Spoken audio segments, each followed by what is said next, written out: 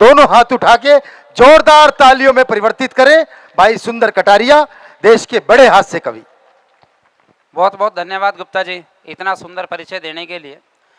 देखिए मैं बात यहीं से शुरू करता हूँ, गुप्ता जी से ही शुरू करता हूँ। गुप्ता जी ने सांप की बात की, मैं सांप पे तो अभी नहीं जाऊँगा, लेकिन जब मैं इस सोसाइटी में अंदर आया, मेरी सबसे पहली मीटिंग जिगर शाह जी से हुई। जिगर शाह जी जहाँ भी हैं उनके लिए मैं 2 पंक्तियाँ पढ़ना चाहता हूँ, वो सुन लीजिएगा। और आप सभी जिगर शाह जी को जानते हैं ना, आप सबको वो पंक्तियाँ वाकई लाजवाब लगेंगी। मेरे दिमाग में अभी अभी आई, मैंने कहा इनके लिए तो ये पंक्तियाँ लिखनी ही चाहिए। जिगर शाह जी की सेहत को देखते हुए मेरे दिमाग में जो आया मैं आप लोगों के सामने रख रहा हूँ कि रोज लिखता नया कुछ हूँ, रोज सबको हंसाता हूँ। आपने भी देखा होगा उनको, महेश्वरी जी। रोज लिखता नया कुछ हूँ, रोज सबको हंसाता हूँ। आप ये सोचिए कि ये बात जिगर शाह जी कह रहे हैं, अब मैं नहीं कह रहा, आपके सामने जिगर शाह खड़ा है। तो देखिएगा कि रोज लिखता नया कुछ हूं, रोज सबको हंसाता हूं, मगर एक बात मन की आज मैं तुमको बताता हूं कि घी जितना साल भर की रोटियों में खाते होगे तुम, मैं उतना एक टाइम के चूरमे में खा के आता हूं। इसीलिए जिगर शाह जी इतने दमदार हैं, उनका धन्यवाद करता हूं, इतना सुंदर उन्होंने आयोजन कर रखा है। और मैं जब अपनी बात करता हूं, देखिए मैं बड़ा छोटा कवि हूं, रसिक गुप्ता जी ने मेरी बड़ी प्रशंसा कर दी। हाँ वो ठीक बात है, मंच मिल रहे हैं, अच्छे मंच भी मिल रहे हैं, अच्छे आयोजनों में भी जा रहा हूं, लेकिन बात थोड़ी सी हास्य की करूंगा। और हास्य के लिए एक अलग सा विषय आप लोगों के सामने रखता हूं। आज हमारे पास सबके पास फोन है और हम फोन में लगे हुए हैं। मैं 2 मिनट ये फोन की बात करता हूं। हम लोग क्या करते हैं, सुबह उठकर धरती को चूमने की बजाय फोन को खोल लेते हैं और ऐसे खुश हो जाते हैं जैसे दुकान खोल कर पूजा कर ली हो। और अगर 10-20 कमेंट्स आ गए तो मान लो हो गई 20-30 हजार की बिक्री। हाल ये है, आने वाले समय में माँ बाप अपने बच्चों को यूं कहा करेंगे कि तेरी परवरिश के लिए 10-10 घंटे ऑफलाइन रहे हैं और आज तू आंख दिखा रहे। अगर उस टाइम हमने आंख लड़ा ली होती ना तो बेटा कहीं और ही पैदा होता। ये हालात हैं फेसबुक के। लोग सोचते नहीं, लोग समझते नहीं क्या डाल रहे हैं क्या नहीं डाल रहे हैं। वो एक भाई ने अपनी प्रेमिका के लिए स्टेटस डाल दिया, काश तू मौत होती तो एक दिन मेरे पास भी जरूर आती। अब प्रेमिका भी पूरी पड़ी हुई थी, बोली अगर मैं मौत होती तो तेरे पास क्या, मैं तो सारे गांव के पास जाती। ये हालात है फेसबुक के। आजकल बच्चा पैदा हुआ फेसबुक पे, कोई बूढ़ा मरा फेसबुक पे। एक भाई को लड़का हुआ, पट्टे ने लड़के की ताजी ताजी फोटो फेसबुक पर डालते हुए लिख दिया, लिखते टाइम सोचते तो है नहीं, उसने लिख दिया ईश्वर की कृपा और आप सबके आशीर्वाद से आखिर मैं भी बाप बन ही गया। और आशा करता हूं कि भविष्य में भी आप लोगों का सहयोग यूं ही मिलता रहेगा। अब लाइक तो आए सो आए।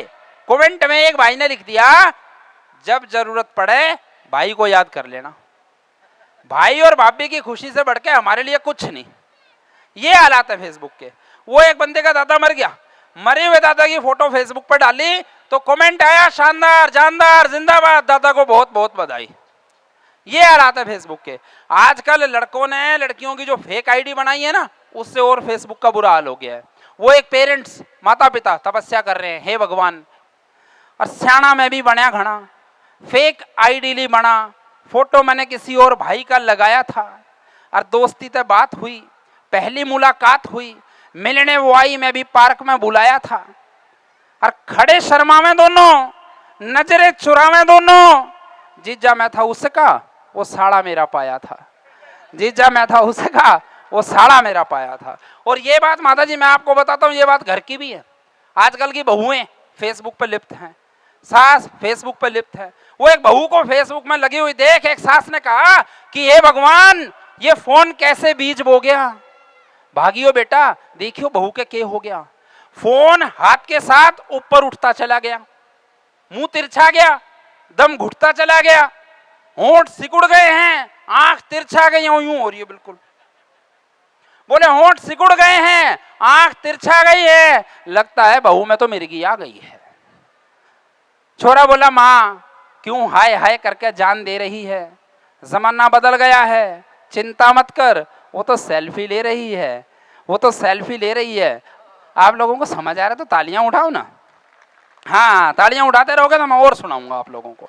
मैं जब शुरुआत में मंच पे आया तो मैंने थोड़ी सी बात शक्ल की करी थी। मैं आप लोगों को अब हरियाणा की बात बताता हूँ शक्ल की, कि किस किस तरह की बात होती है।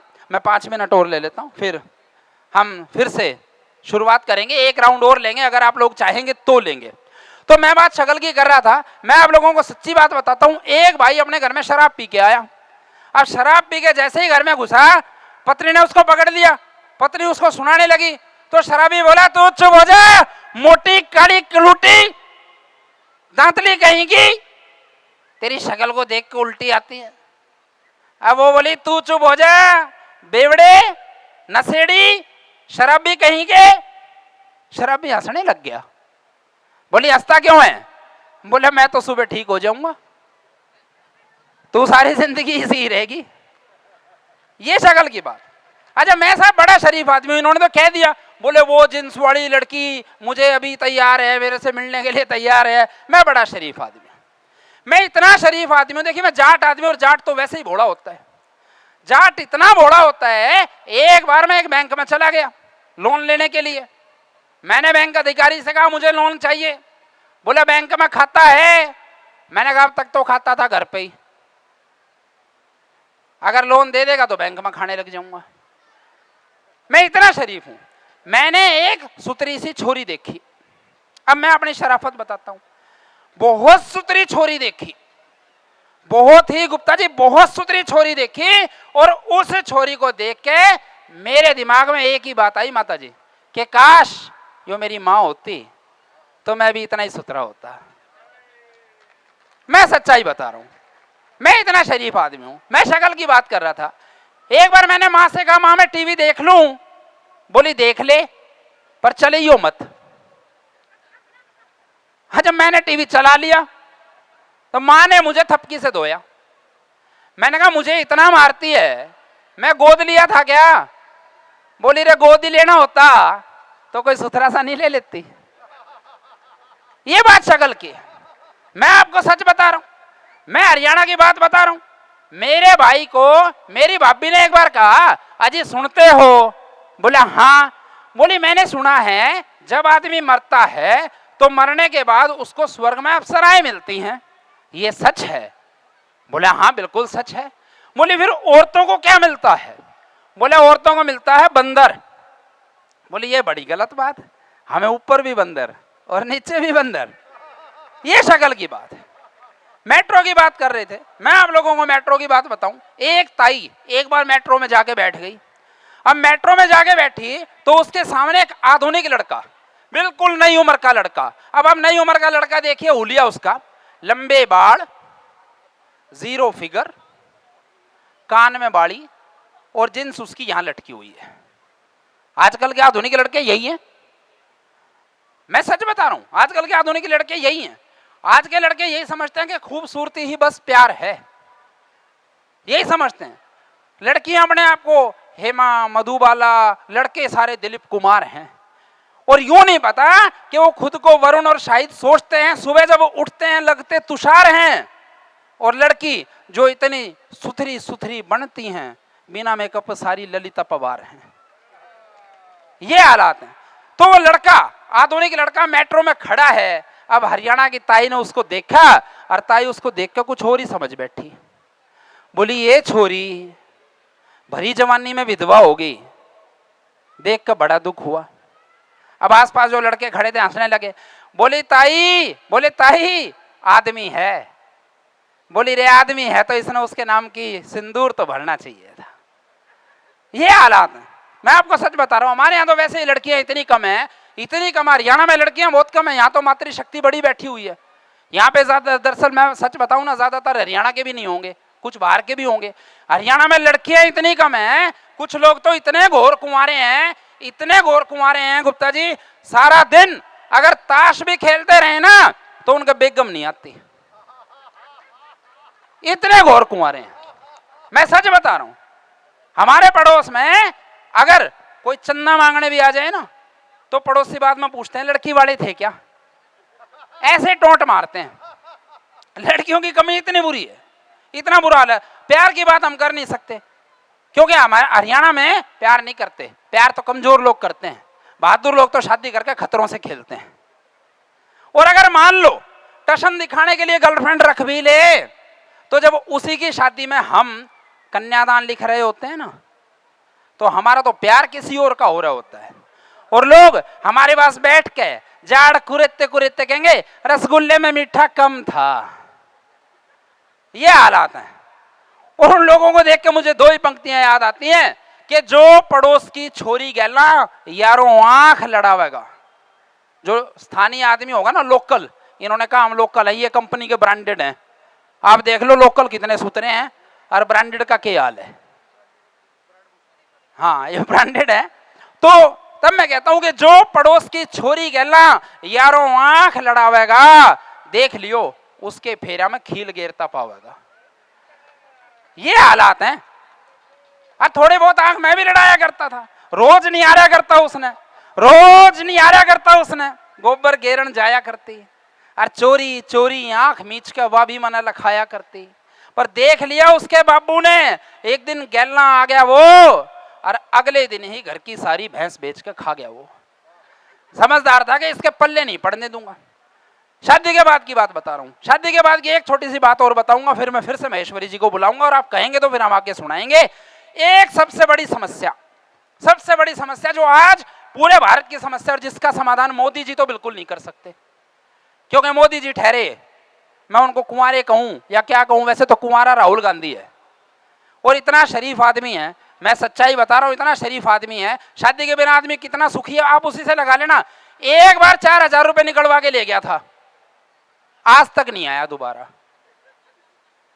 हम हर साल रावण को फूंकते हैं, रावण कहता है मुझे क्यों फूंकते हो, मैंने तो राम की घरवाली उठाई थी, बोले इसीलिए तो फूंकते हैं, हमारी नहीं उठाई। हमारा ये हाल है। तो पूरे भारत की एक समस्या है, आदमी एक प्रश्न का उत्तर नहीं दे सकता। एक कविता हरियाणवी की पहले आपको सुनाता हूं, उस कविता में देखिए वो प्रश्न क्या है। वो प्रश्न है, पत्नी कहती है सब्जी क्या बनाऊं, और आदमी के पास इसका उत्तर नहीं है जी। अब देखिएगा क्या उत्तर है इसका, कि घरवाली मुस्कुरावे थी, थपकी दे रही थी, छोरे ने सुआवे थी, बोली सब्जी क्या बनाऊं। हमारा एक ही उत्तर होता है, कुछ भी बना ले। बोली इतना मत घबराओ, आज की सब्जी आप बताओ। एक बार तो सुन के आंखों में पानी उतर आया, एक बढ़िया सी सब्जी खाने का ख्याल मन में आया। मैं बोला तोरी बना ले, बोली कल बनाई थी। मैंने कहा अरवी बना ले, बोली परसों खाई थी। मैं क्या मैं अभी पनीर ले आऊं, बोली मैं के पनीर खाऊं। मैंने कहा तो पराठे हो जाएं, बोली मोटे हो जाओगे। मैंने कहा राबड़ी घोट ले, बोली खाते ही सो जाओगे। मैंने कहा गट्टे बना ले, बोली बेसन कोन्या। मैंने कहा चटनी बना ले, बोली लहसुन कोन्या। मैंने कहा कढ़ी बना ले, बोली सामन लाग गया। मैंने कहा दाल चढ़ाया, बोली छोरा जाग गया। ये भी कति नहीं सोवेगा, कुकर की सिट्टी सुनते ही रोवेगा। न्यू करो, ढाबे पे चले जाओ, एक दाल और 4 बटर रोटी बंधवा लाओ। चाल पड़ा मैं भी, और क्या करता, ढाबे पे ना जाता तो भूखा ही मरता, पर कर्म कति सो गए थे, अंधेरा ज्यादा था, ढाबे भी बंद हो गए थे। उल्टा के पूरी बात बताई, घरवाली फिर प्यार तो मुस्कुराई, बोली पकड़ छोरे ने, मैं चून उसण लाऊं, पर न्यू तो बता दे सब्जी के बनाऊं, न्यू तो बता दे सब्जी के बनाऊं। तो ये समस्या सब्जी की बड़ी अंतर्राष्ट्रीय समस्या, राष्ट्रीय क्या अंतर्राष्ट्रीय समस्या है सब। तो पति पत्नी की जो नोकझोंक है ना, वो हम सारी जिंदगी ऐसे ही निकाल देते हैं। हमारा शादी से पहले रूप ये होता है कि शादी से पहले हमारा चेहरा खिला होता है, लेकिन शादी के बाद पत्नी की पहचान तो ये है कि उसका मंगलसूत्र लटका होता है, आदमी की पहचान ये है कि उसका मुंह लटका होता है। और मेरा हाल तो पहले ही ऐसा था, एक ताई ने मुझे पहले ही देख के बोली हाँ बेटा तेरा ब्याह हो लिया। मैंने कहा ना ताई, मैं तो वैसे ही दुखी हूँ।